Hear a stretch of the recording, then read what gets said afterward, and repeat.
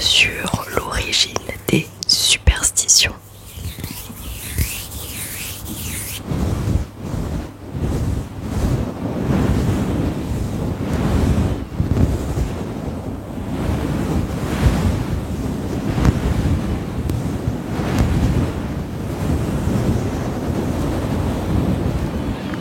Alors, j'ai décidé de suivre son avis, car je trouvais l'idée très bonne.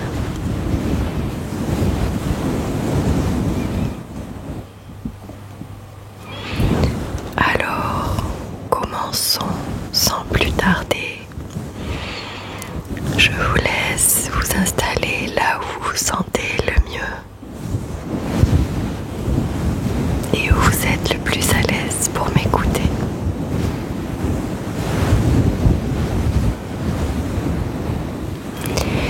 Et en fin de vidéo, je ferai quelques petits triggers, quelques petits sons qui, j'espère, pourront vous relaxer et vous détendre.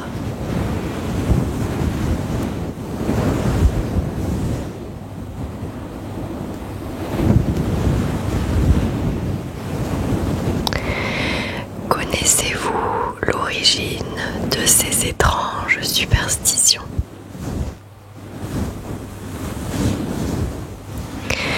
Passez sous une échelle, posez le pain à l'envers. Ces croyances sont pour la plupart devenues des expressions courantes.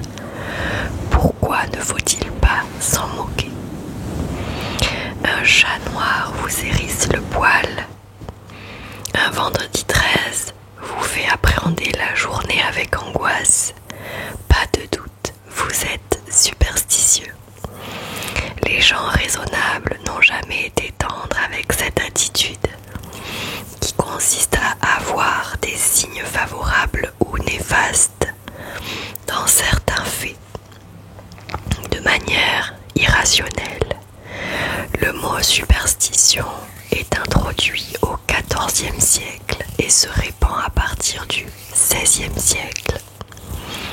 Le dictionnaire historique de la langue française désigne des croyances et des pratiques de nature irrationnelle vis-à-vis du sacré. Idolâtrie, magie, occultisme. On s'amuse aujourd'hui de certains clichés qui ont toutefois une explication très sérieuse. Un parapluie ouvert dans une maison. Pourquoi un parapluie ouvert est-il un mauvais présage? C'est par souci pratique que cette rumeur s'est répandue. En effet, l'Angleterre au XVIIIe siècle voit l'arrivée des premiers parapluies à armature métallique. Il faut savoir que dès 1705, Jean Marius avait proposé un parapluie pliant à armature métallique qui pesait moins de 160 grammes.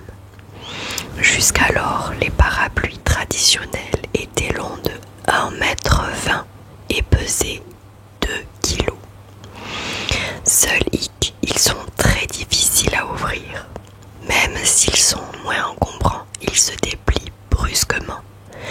Les ouvrir dans une maison, c'est faire entrer un éléphant dans un magasin de porcelaine. À éviter, mieux fallait, pour éviter l'accident, prétendre qu'il portait malheur à l'intérieur. Le pain posé à l'envers. Une sombre histoire pour cette croyance amusante. La connaissez-vous? Au Moyen-Âge, les bourreaux, avant d'exécuter la peine capitale, passaient chercher du pain auprès du boulanger. Ce dernier leur en réservait en effet. Comment l'identifier? La miche était posée à l'envers. Les clients auraient trop craint de confondre le leur avec celui du tortionnaire. Ce pain évoquait la mort et le malheur. Depuis, gare à ne pas poser votre baguette à l'envers. Ce genre de miche n'est pas pour tout le monde. Les plus tatillons diront qu'on ne pose jamais la baguette comme telle directement sur la table, mais ça, c'est une autre histoire. Un trèfle à 4 feuilles, enfin un signe de chance, quoique très rare. On compte un trèfle à 4 feuilles pour 10 000 trèfles à 3 feuilles, ce qui équivaut à la probabilité, en jouant une grille de loto simple, de gagner plus de 1200 €. À part si peut-être vous trouvez cette plante glorieuse tapie dans l'herbe. Car le trèfle à 4 feuilles est signe de prospérité, de santé, de chance, bref, de toutes ces choses qui pêle-mêle rendent l'existence meilleure. On dit que les druides cherchaient déjà la 4e branche du trèfle. La patte de lapin. D'ordinaire, les lapins sont des compagnons tranquilles, mis à part peut-être le Jeannot lapin du conte de Béatrix Potter, les lapins crétins et puis le lapin blanc au gilet bleu et à la montre ragoussée d'Alice au pays des merveilles. Imaginez maintenant un lapin qui n'aurait plus que sa patte, et une patte montée comme une amulette ou faisant office de brosse, de houppette ou même de talisman. Le lapin apparaît tout de suite plus mystérieux. C'est pour cela le lien évident qu'en cas de problème dentaire, on a conseillé un temps de mettre une patte de lapin sur le bras gauche et une patte de taupe au cou, en Flandre notamment. Allez comprendre, on a eu beau également longtemps valeur de porte-bonheur. On tue également longtemps valeur de porte-bonheur les pattes d'ours et de blaireau. Passer sous une échelle. La superstition est connue, mais saurez-vous l'expliquer? Il y a en fait plusieurs raisons au malheur qui pourraient vous tomber dessus. Au Moyen-Âge, avant d'être exécuté, le condamné devait passer sous une échelle lorsqu'il était pendu. D'où l'association avec la mort dans le symbolisme chrétien.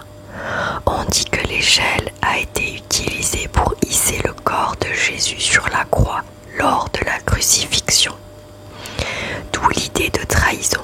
De manière très pragmatique, vous risquez en passant dessous de la faire tomber et vous la prendre sur le dos. Corps sensible, s'abstenir.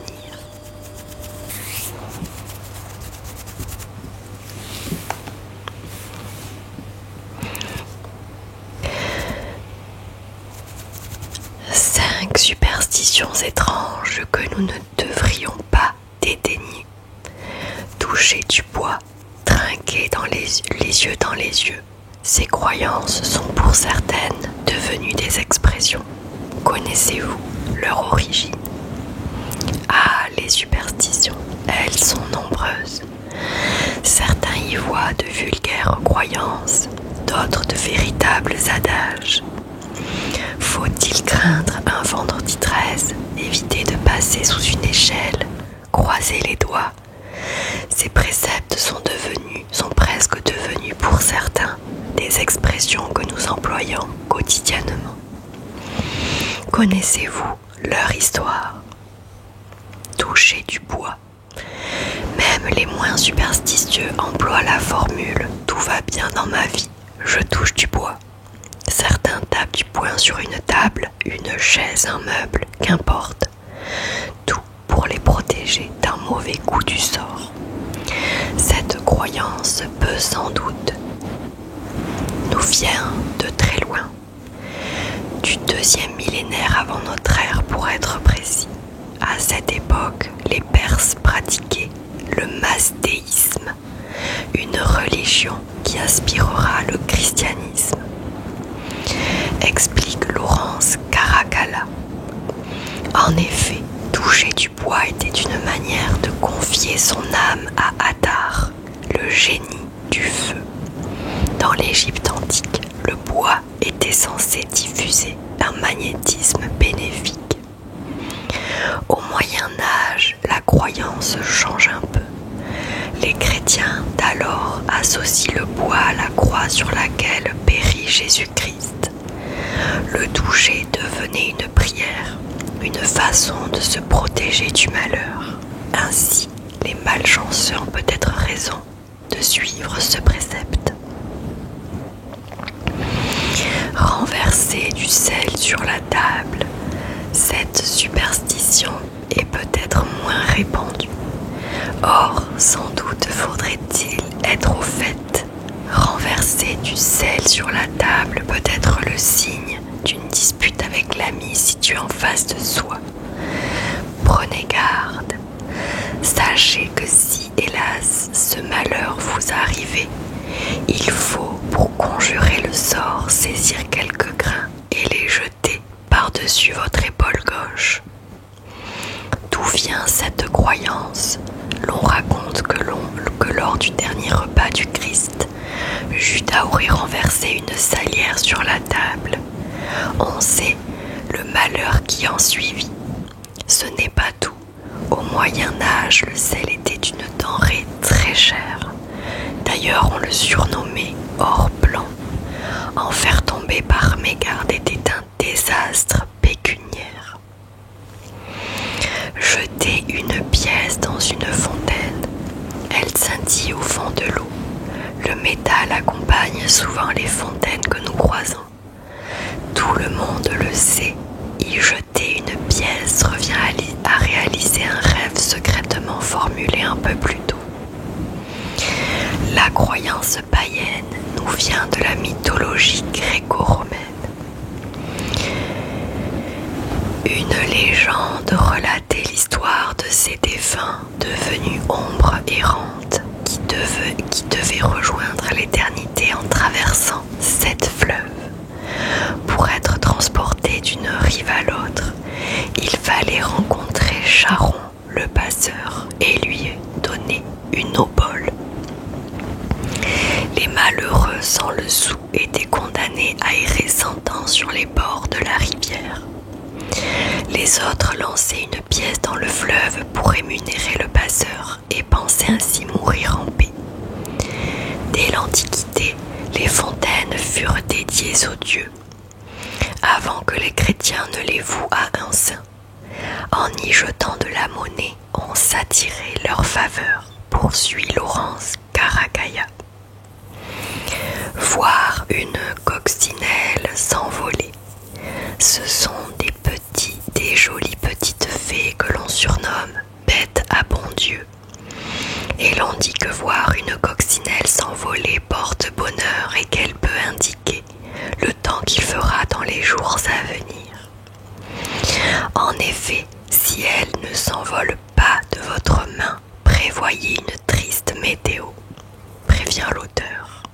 Si elle se pose sur vous, prenez soin de compter le nombre de pois noirs qu'elle a sur le dos. Ce sera autant de mois heureux. Ou alors, tout simplement faites un vœu lorsque vous croisez un de ces coléoptères. Il l'emportera au ciel. Cette superstition provient d'une légende datant du Xe siècle. L'on raconte que grâce à une coccinelle, un condamné à mort fut gracié par Robert II le Pieux. Celle-ci vit une coccinelle sur le cou du détenu qui, malgré les tentatives du bourreau, refusait obstinément de s'envoler. Ainsi, il crut voir là un signe de Dieu et libéra immédiatement son prisonnier, convaincu de son innocence. Trinquez les yeux, vous reprocheront certains avec agacement. C'est pour eux une forme de politesse. Soit, il faut regarder droit dans les yeux quand on trinque, c'est noté. Mais d'où vient cette tradition ? Là encore, du Moyen-Âge, époque où les empoisonnements étaient monnaie courante. Ainsi, fixer votre compagnon de beuverie était une manière de vérifier que votre vie n'était pas mise en danger. Et pour être certain des bonnes intentions de celui qui partageait votre table,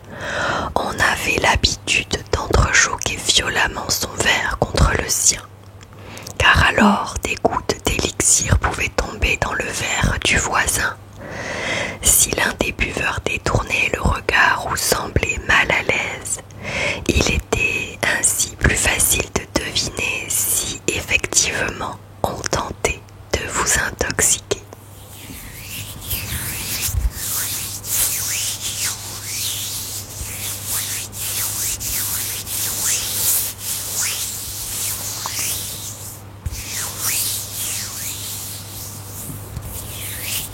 Voilà pour quelques origines de quelques expressions, enfin superstitions.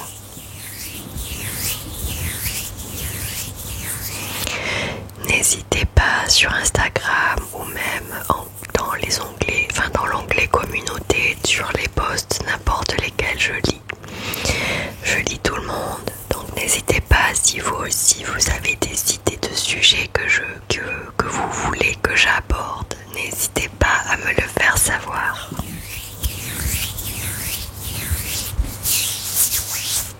Et maintenant pour la suite et la fin de la vidéo, je vais faire quelques petits triggers pour finir de vous relaxer et de vous endormir, je l'espère.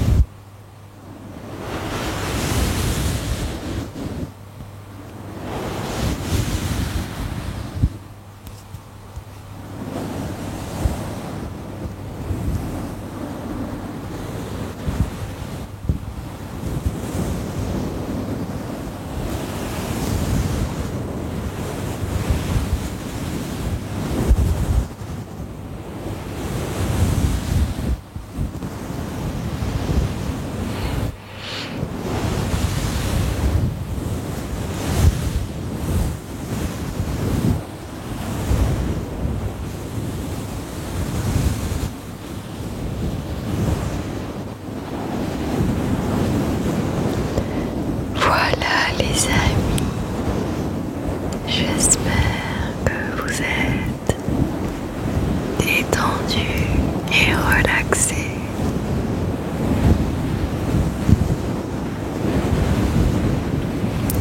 Je vous fais de très gros bisous. Je vous dis à très vite dans une prochaine vidéo.